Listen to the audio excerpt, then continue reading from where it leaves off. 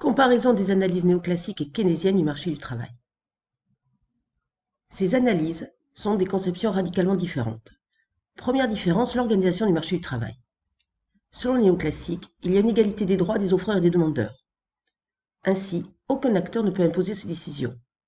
En revanche, pour Keynes, les entreprises sont en position de force. Elles peuvent donc imposer leurs décisions aux salariés. Autre différence, la conception du travail.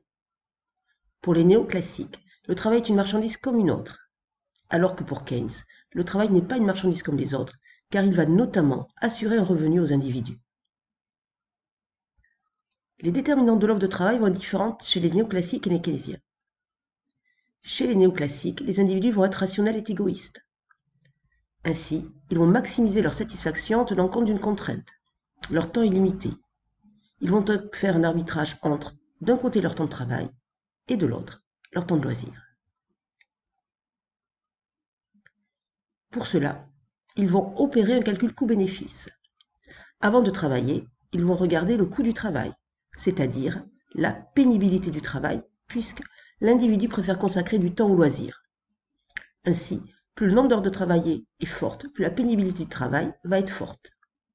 Il compare ce coût du travail avec son bénéfice, c'est-à-dire ce que rapporte le travail, la rémunération qui va compenser la pénibilité du travail.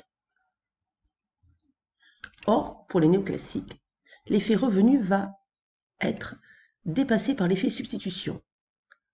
En effet, les individus sont matérialistes. Ainsi, quand le salaire réel augmente, la pénibilité du travail va apparaître moins forte. L'offre de travail va donc augmenter, puisque la désutilité du travail va être compensée. Ainsi, l'offre de travail est une fonction croissante du salaire réel. Pour Keynes, les déterminants de l'offre de travail vont être différents.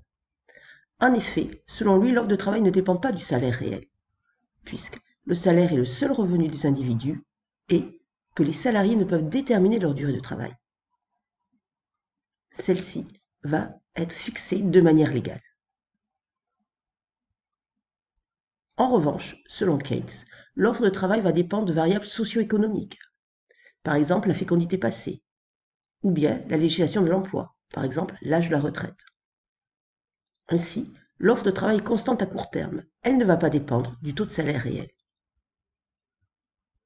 Les déterminants de la demande de travail vont aussi être différents chez les néoclassiques et chez Keynes.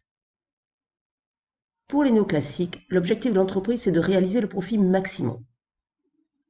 Ainsi, avant d'embaucher un salarié, l'entreprise va comparer la création de richesse supplémentaire réalisée par le salarié, qui est la productivité marginale, avec ce que coûte en plus ce salarié, c'est-à-dire le coût marginal, mesuré par le salaire réel horaire. Ainsi, quand la productivité marginale est supérieure au salaire réel horaire, autrement dit quand le salarié réalise une création de richesse supplémentaire plus grande que son coût, l'entreprise va embaucher ce salarié. Or, la loi des rendements décroissants démontre que quand la quantité de travail utilisée augmente, la productivité marginale va diminuer. Ainsi, pour continuer à embaucher un travailleur supplémentaire, alors que sa productivité marginale diminue, il faut que le salaire réel diminue. Ainsi, la demande de travail est une fonction décroissante du salaire réel. Keynes met en avant d'autres déterminants pour la demande de travail. La demande de travail, elle, va dépendre de la demande effective, c'est-à-dire la demande solvable anticipée par les entreprises. Cette demande effective dépend de plusieurs variables. D'abord la consommation, qui résulte du salaire, mais aussi de l'investissement des entreprises. L'équilibre entre l'offre et la demande de travail va être différent chez les néoclassiques et les keynésiens. Pour les néoclassiques, l'offre est une fonction croissante du salaire réel et la demande de travail est une fonction décroissante du salaire réel.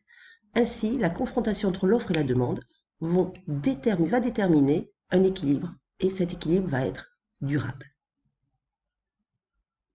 Ensuite, il peut arriver chez les néoclassiques qu'un choc exogène fasse varier l'offre ou la demande de travail. Arrive alors un déséquilibre temporaire. Et ce déséquilibre ne va pas être durable. En effet, si le chômage augmente, c'est-à-dire si l'offre de travail est supérieure à la demande de travail, la flexibilité du salaire réel va permettre de revenir à l'équilibre. En effet, cette flexibilité est la capacité du salaire réel à varier pour revenir à l'équilibre. Ce salaire réel peut augmenter ou diminuer. Ainsi, en période de chômage, le salaire réel va baisser, ce qui va entraîner une augmentation de la demande de travail et une baisse de l'offre de travail, qui va permettre ainsi de revenir à l'équilibre. Cet équilibre sera alors stable. Keynes développe une autre conception. En effet, l'offre et la demande de travail ne dépendent pas des mêmes variables. Ainsi, aucun mécanisme ne va garantir un retour automatique à l'équilibre. Même selon Keynes, il peut y avoir des effets pervers à la baisse des salaires réels. En effet, pour Keynes, le salaire est aussi un revenu. Ainsi, quand le salaire réel diminue, il y a une diminution de la demande de biens et services qui entraîne une baisse de la demande de travail et donc une augmentation du chômage. Dans ces conditions, les néoclassiques et les keynésiens vont développer une nature du chômage radicalement différente. Pour les néoclassiques, il peut y avoir 3 types de chômage. D'abord frictionnel, il est de courte durée, c'est le temps d'ajustement entre l'offre et la demande de travail. Ensuite, il peut être volontaire, c'est-à-dire il résulte du refus du salarié de travailler au salaire en vigueur. Enfin, il peut être structurel, il est créé par les institutions et l'inadaptation entre l'offre et la demande de travail. Pour Keynes, le chômage peut avoir une double nature. Ça peut être d'abord un chômage involontaire, c'est-à-dire que le salarié souhaite travailler au salaire réel en vigueur mais ne trouve pas d'emploi. C'est aussi un chômage conjoncturel. Il s'explique par la faiblesse de la demande de biens et services.